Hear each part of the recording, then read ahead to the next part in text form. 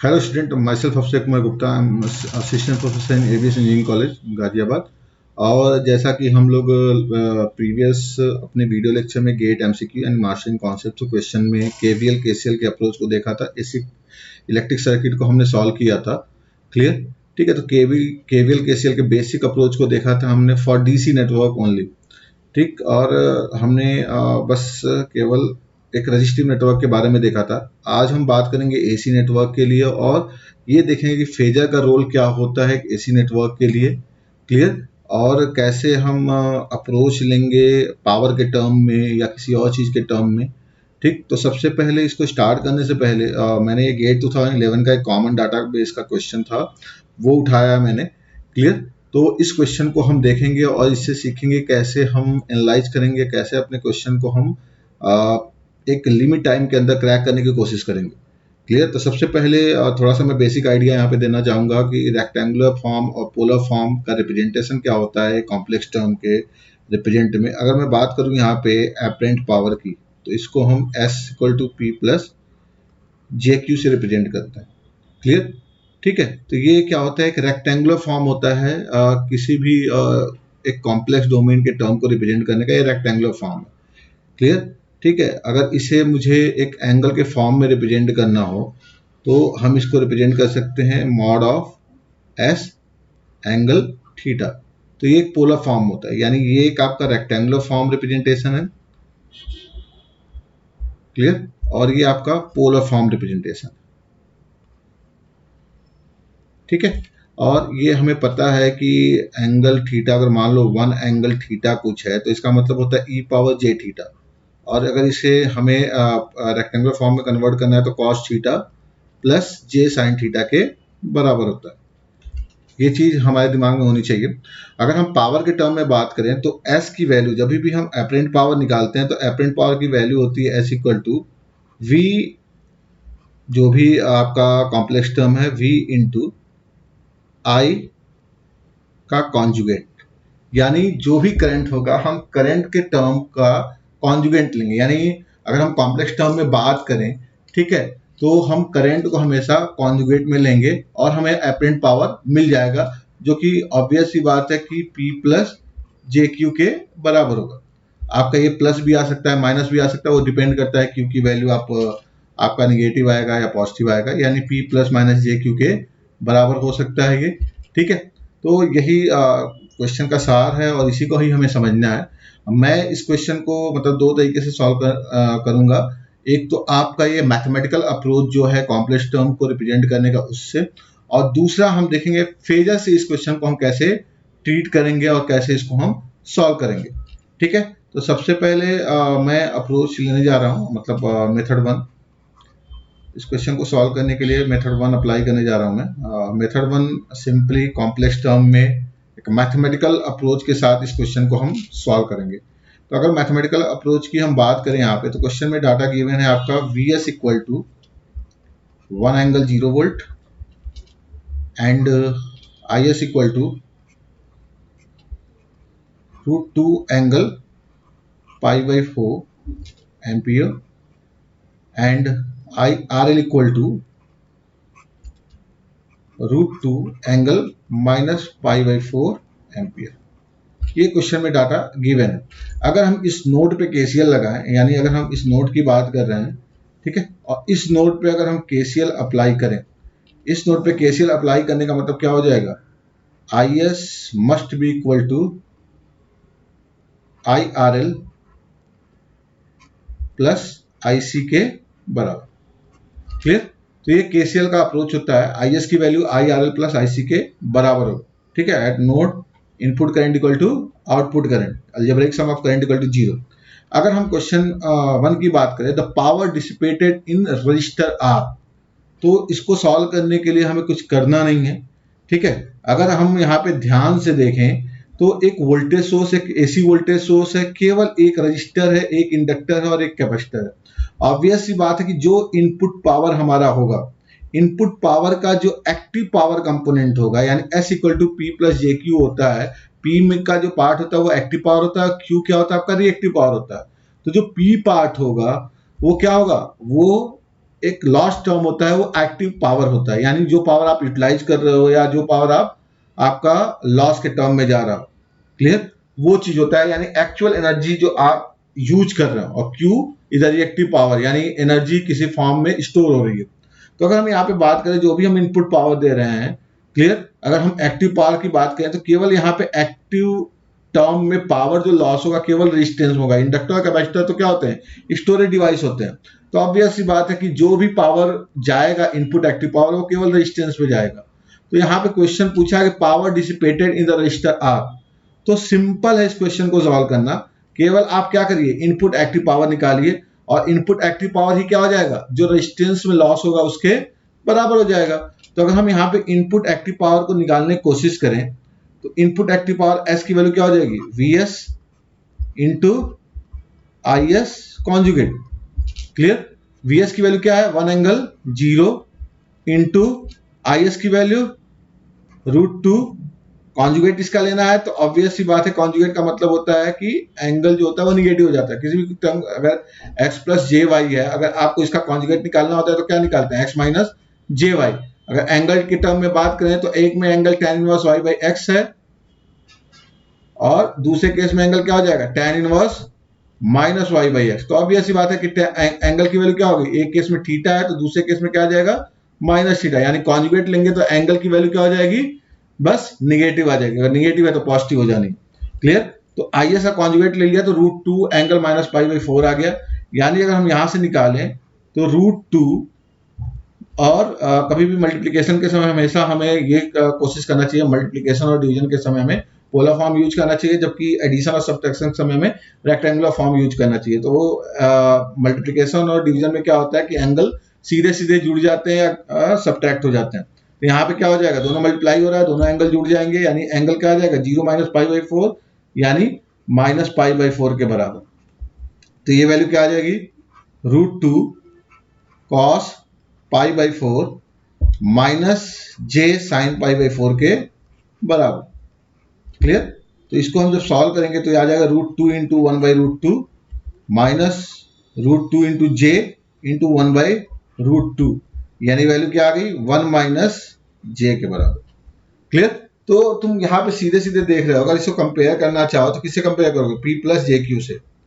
तो यहाँ पे इनपुट पावर के लिए, यानी अगर हम बात करें तो P की वैल्यू क्या आ गई, 1 वाट के बराबर आ गई। तो 1 वाट के बराबर आने का मतलब जितना आप इनपुट पावर दे रहे हैं वही उस रेजिस्टेंस के लिए एक्टिव पावर के बराबर हो जाएगा। यानी आपका जो सही आंसर है वो क्या हो जाएगा, P इक्वल टू 1 वाट। तो जो ऑप्शन बी है वो आपका क्या है, राइट आंसर है। अगर इसको हम दूसरे तरीके से फ्रेम करें, दूसरे तरीके से अगर हम सॉल्व करना चाहें तो दूसरे तरीके से भी हम सॉल्व कर सकते हैं। ये तो मैंने एक लॉजिकल अप्रोच बताया है कि इनपुट सोर्स से जो एक्टिव पावर आ रहा है और एक्टिव जो पावर है केवल और केवल रजिस्टिव कंपोनेंट में जाएगा, इसलिए इसकी वैल्यू हम सीधे सीधे यहां से भी कैलकुलेट कर सकते हैं। हमें रेजिस्टेंस के बारे में पास जाने की कोई जरूरत नहीं है। दूसरा तरीका आप ले सकते हैं कि आपको IRL पता है, क्लियर, IRL पता है और इंडक्टर और रेजिस्टेंस के अक्रॉस का वोल्टेज पता है, तो यहां से भी आप इसको कैलकुलेट कर सकते हैं। ठीक है, जब हमें वी स्क्वायर मतलब कभी भी ध्यान रखिएगा आप लोग कि हमें क्या होता है कि हमें आइडिया नहीं हो, मतलब जब तक रेजिस्टेंस या उसकी वैल्यू नहीं दी गई रहती है तब तक हम आई स्क्वायर आर या V square by R loss नहीं निकाल सकते। एक्टिव पावर जो होता है वो हमेशा वी आई कॉस फाई के बराबर होता है। क्लियर, तो हम सीधे सीधे वी आई कॉस फाई ही निकालने को ज्यादा अच्छा रहता है। एक तो ये तरीका हो गया। दूसरा, अगर हम इस क्वेश्चन को दूसरे तरीके से करना चाहें तो हम इसको दूसरे तरीके से भी सॉल्व कर सकते हैं। देखिए जरा, सेम क्वेश्चन को हम दूसरे तरीके से भी सॉल्व कर सकते हैं। हमें पता है कि IRL की वैल्यू कितनी है, √2 एंगल माइनस पाई बाई 4। यानी एक तरह से अगर मैं इसका फेजर डायग्राम बनाना चाहूं तो ये मैंने VS रेफरेंस ले लिया, VS इक्वल टू 1 एंगल 0, ये मेरे लिए रेफरेंस है। और जो IRL है वो करंट लैग कर रहा है कितने एंगल से, 45 डिग्री, यानी माइनस पाई बाई 4, यानी पाई बाई 4 एंगल से माइनस एंगल का मतलब होता है कि लैग करना। क्लियर, तो हमें पता है, हमने मतलब पढ़ रखा है एक्टिव पावर की जो वैल्यू होती है वो क्या होती है, वी आई कॉस फाई के बराबर होता है।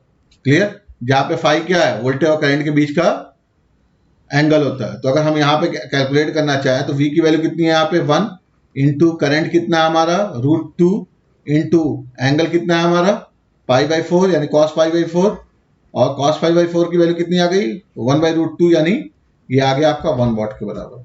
तो ये भी अप्रोच है आपका कि आप यहां से भी सीधे सीधे सॉल्व कर सकते हैं। Clear. P equal to V I cos five से P equal to V I cos five का मतलब वो ये हो गया कि VS IRL cos फाइव। ठीक है, सारी वैल्यूज आपको पता है, आप सीधे सीधे इसका आंसर निकाल सकते हैं। क्योंकि अगर हमें एक्टिव पावर निकालना है, अगर रजिस्टिव इंडक्टिव कैपेसिटिव कोई भी एलिमेंट है यहाँ पे, अगर हमें एक्टिव पावर निकालना है तो एक्टिव पावर का मतलब ही होता है कि voltage into current into cos phi यानी power factor. Power factor angle क्या होता है वोल्टेज और करंट के बीच का फेजर डिफरेंस। तो आप यहां से भी सीधे सीधे इस क्वेश्चन के आंसर को कैलकुलेट कर सकते थे। क्लियर। तो ये एक फेजर अप्रोच हो गया। तो आप दोनों तरीके से इस क्वेश्चन को सॉल्व कर सकते हैं। क्लियर। ठीक है, हम बात करें अब क्वेश्चन नंबर सेकंड इसके पार्ट की। तो सेकंड पार्ट की अगर हम बात करें, ठीक है, तो दोनों मेथड मेरे ख्याल से आपको क्लियर हुआ होगा कैसे हमें मतलब सीधे सीधे मैथमेटिकल अप्रोच लेना है, फेजर अप्रोच से भी हम कैसे सीधे सीधे क्वेश्चन को सॉल्व कर सकते हैं। क्लियर। ठीक है, अब हम देखने जा रहे हैं क्वेश्चन नंबर 8 जो इसमें है यानी पार्ट 2 में।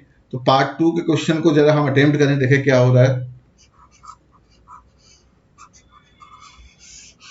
तो मेरे ख्याल से आपको क्लियर हुआ होगा कैसे हमें क्वेश्चन को अप्रोच करना। ठीक।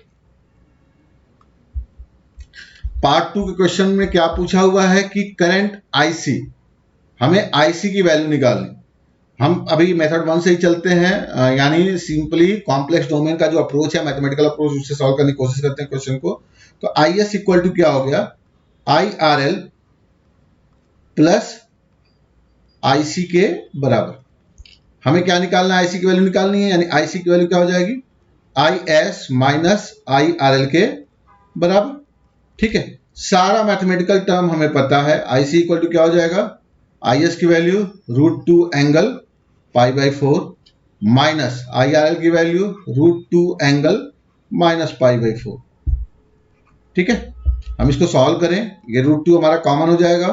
एंगल π/4 का मतलब क्या हो गया cos π/4 plus j sin π/4 minus cos angle minus π/4 क्या हो जाएगा cos minus theta, cos theta के बराबर ही होता है cos π/4। और ये क्या हो जाएगा आपका माइनस और माइनस j sin π/4। और ये माइनस माइनस क्या हो जाएगा प्लस हो जाएगा, क्योंकि साइन माइनस थीटा की वैल्यू क्या होती है माइनस साइन थीटा के बराबर हो जाती है। cos π/4 से cos π/4 कैंसिल आउट और ये आपका आ जाएगा √2 into 2 times of j sin π/4। sin π/4 की वैल्यू 1/√2, 1/√2 से 1/√2 कैंसिल और ये वैल्यू आ गई आपकी J2। J2 कहे तो 2 एंगल 90 डिग्री एम्पियर। क्लियर। तो आपका जो IC की वैल्यू आएगी मैथमेटिकल अप्रोच से वो कितनी आ गई 2 एंगल 90 डिग्री या फिर J2 एम्पियर। तो यहाँ पे आपको साफ साफ दिख रहा है कि प्लस J2 एम्पियर आपको आंसर में गिवन है। और ये तो आपको ऐसे भी समझ जाना चाहिए क्योंकि VS को हमने रेफरेंस लिया है वो 1 एंगल 0 है। ठीक है, तो कैपेसिटर में जो करंट होगा, कैपेसिटर का जो नेचर होता है वो क्या होता है, कैपेसिटर का नेचर होता है क्या होता है लीडिंग बिहेवियर होता है। यानी कैपेसिटर में जो करंट फ्लो होगा वो 90 डिग्री लीड करेगा उसके अक्रॉस के वोल्टेज के। तो ये दोनों पैरेलल हैं, यानी VS कैपेसिटर के अक्रॉस का वोल्टेज है तो IC की जो वैल्यू आएगी वो इससे 90 डिग्री लीड करेगी। और इस IC की वैल्यू कितनी आएगी वो डिपेंड करता है कि आपका IS और IRL की वैल्यू की वजह से कैसे निकल के आता है। क्लियर। तो ये तो हो गया मेथड 1 कि आप सीधे सीधे मैथमेटिकल वे से इसको कैलकुलेट कर लें। क्लियर। अब हम आते हैं मेथड 2 पे, यानी अगर हम फेजर अप्रोच लेना चाहें तो हम कैसे इस क्वेश्चन को सॉल्व कर सकते हैं, तो उसको देखते हैं जरा। मेथड 2 की बात करता हूं मैं यहाँ पे, यानी फेजर अप्रोच। फेजर अप्रोच की अगर हम बात करें यहाँ पे तो हमने क्या किया कि VS को एज अ रेफरेंस ले लिया और वो दिया भी हुआ है कि 1 एंगल 0 है। क्लियर। IRL के बारे में क्या दिया हुआ है कि ये इससे 45 डिग्री लैग कर रहा है। ये हमारा हो गया IRL। IRL की वैल्यू दी गई है √2 एम्पियर और जो क्या आ रहा है माइनस π/4 एंगल दिया हुआ है, यानी π/4 एंगल से ये लैग कर रहा है। IS की बात करें तो IS की जो वैल्यू दी गई है वो भी क्या है, √2 एम्पियर है, यानी सेम वैल्यू है, ठीक है, लेकिन ये 45 डिग्री लीड कर रहा है। क्लियर। और हमें निकालना क्या है, IC। तो IC की वैल्यू जो है वो क्या हो जाएगी, KCL अप्लाई करने के बाद IC की वैल्यू आ जा रही है IS माइनस IRL के बराबर। क्लियर। ठीक है, तो हम चाहें तो यहां से भी हम इसको सॉल्व कर सकते हैं। ठीक है, ये हमारा y एक्सिस कंपोनेंट हो गया। ठीक है, हमें IC minus IS minus IRL निकालना है। ये वैल्यू क्या है, IS के बराबर है, और ये वैल्यू क्या है, IRL है। तो IS माइनस IRL करने के लिए क्या करना पड़ेगा आपको, IRL के ठीक अपोजिट फेज में एक,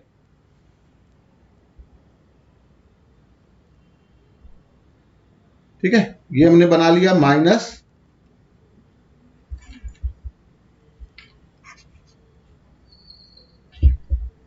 चलो इसको ऐसे बना लेते हैं नीले पेन से, ये हमारा हो गया माइनस IRL। ठीक है, माइनस IRL मिल गया हमें। ठीक है, दोनों के बीच का एंगल कितना हो जाएगा, 90 डिग्री। दोनों के बीच का एंगल क्या होगा, ऑब्वियस सी बात है कि ये π/4 है, मतलब यहाँ पे IS और IRL के बीच का एंगल क्या है, π/4 प्लस π/4 यानी 90 डिग्री। तो ये भी क्या होगा, 90 डिग्री के बराबर। और इसका जब रिजल्टेंट हम निकालेंगे ना, तो ये जो रिजल्टेंट आएगा वो y एक्सिस पे आएगा। आप सॉल्व करके देख लेना।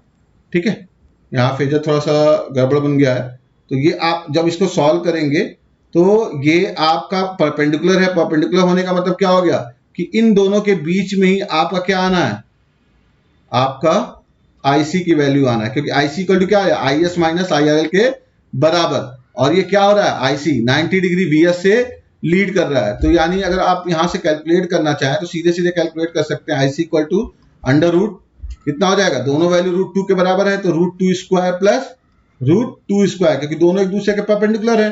तो परपेंडिकुलर का अगर रिजल्टेंट निकालना है तो क्या हो जाएगा, under root A² plus B²। ठीक है, अगर आप मतलब यहाँ पे ये कहने का मतलब ये हो गया कि ये आपका माइनस IRL, ये आपका IS, दोनों एक दूसरे के परपेंडिकुलर हैं। तो इन दोनों का अगर रिजल्टेंट निकालोगे तो क्या आएगा, वो यहाँ कहीं आएगा। ठीक है, ये तुम्हारा IC हो जाएगा।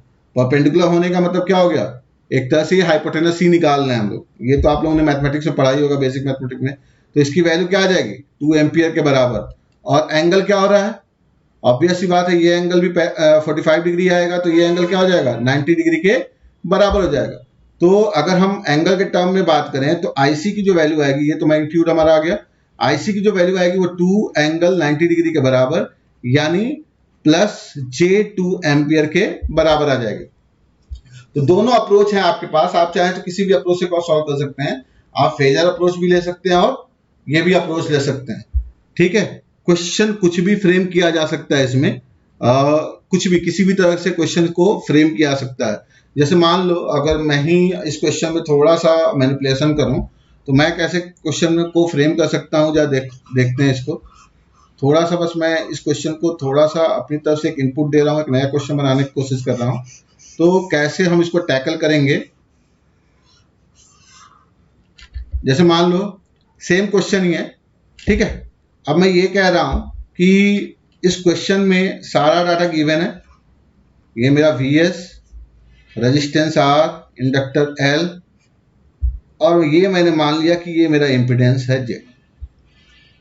देखो मैं क्वेश्चन का मेन लैंग्वेज होता है, लैंग्वेज कैसा भी फ्रेम कर दो।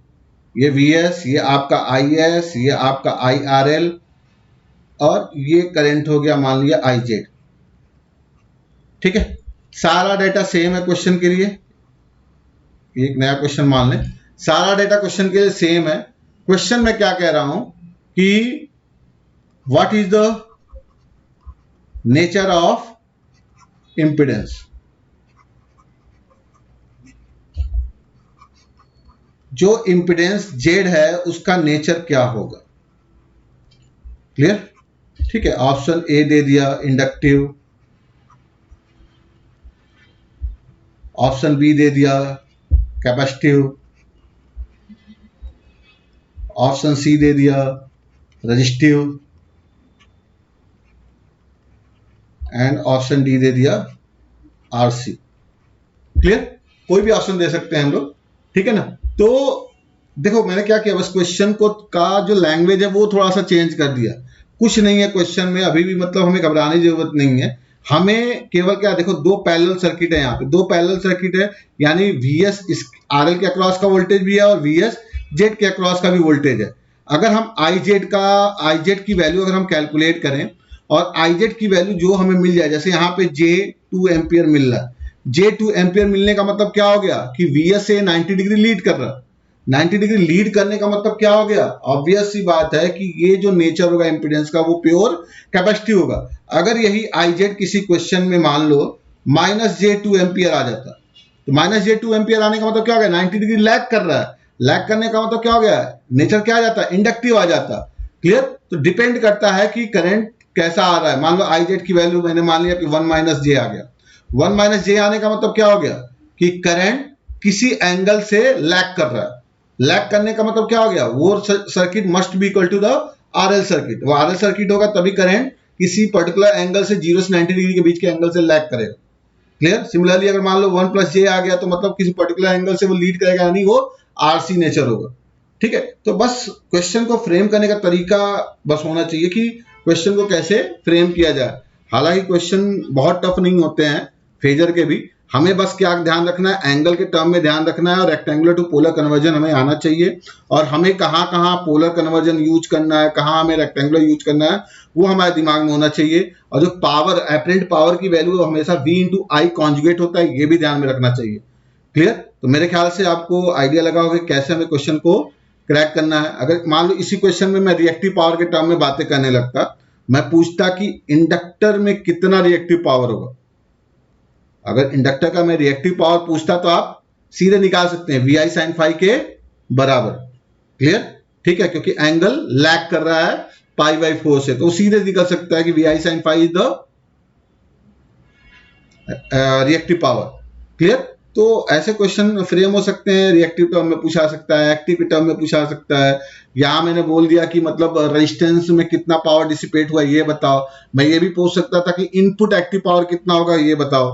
क्लियर। तो क्वेश्चन किसी भी तरीके से फ्रेम किया जा सकता है, किसी भी तरीके से पूछा सकता है। इसीलिए मैंने जो पहला अप्रोच बताया था वो इनपुट पावर के टर्म में बताया, ताकि आप कॉन्सेप्चुअली भी ये समझे कि इनपुट पावर जितना दे रहे हैं वो केवल रेजिस्टेंस के पास जा रहा है, यानी एक्टिव पावर के टर्म में बात करें। अगर हम रिएक्टिव पावर यहाँ पे जो भी दे रहे हैं वो रिएक्टिव पावर क्या होगा, वो L और C में डिवाइड हो जाएगा।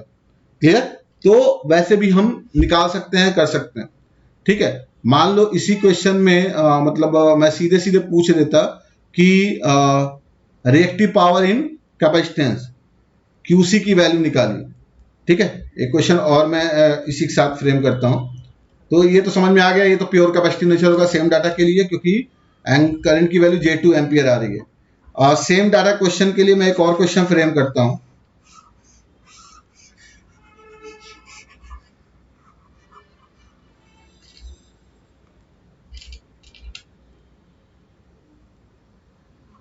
Find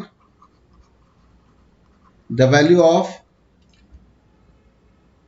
reactive power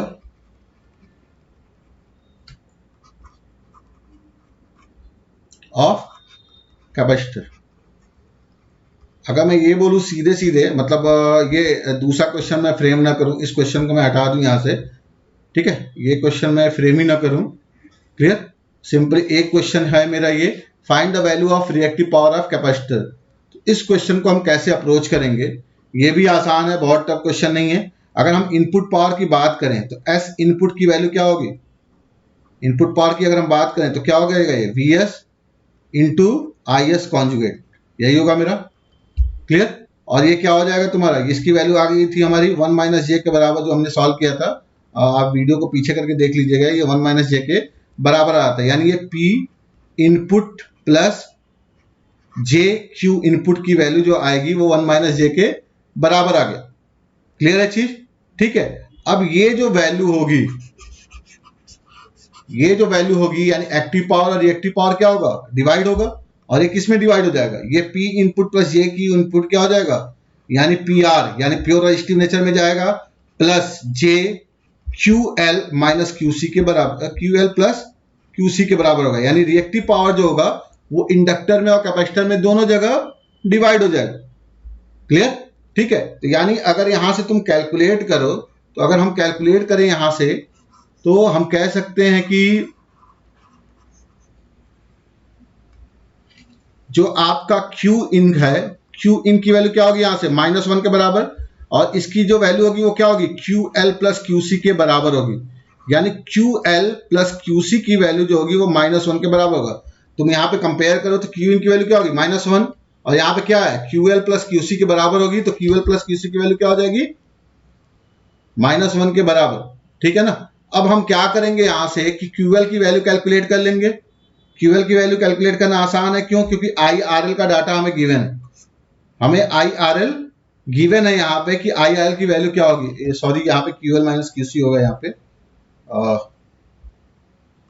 ये आपका QL माइनस QC होता है। ठीक है, जे QL माइनस QC, तो यहाँ पे क्या आएगा, QL माइनस QC। ठीक है, ये क्यों होता है, ये थोड़ा टाइम ले लेगा, ये फिर भी मैं बताता हूँ। एक इंडक्टिव, एक आरएल लोड के लिए अगर हम बात करें तो P प्लस JQL होता है, और अगर हम RC लोड के लिए बात करें एक एपरेंट पावर की, तो P माइनस JQC होता है। क्लियर? ठीक है, तो ये चीज़ ध्यान रखिएगा आप लोग कि ऐसा क्यों होता है, इसके पीछे भी लॉजिक है। थोड़ा सा टाइम ले लेता हूँ, मैं बता ही देता हूँ। ठीक है,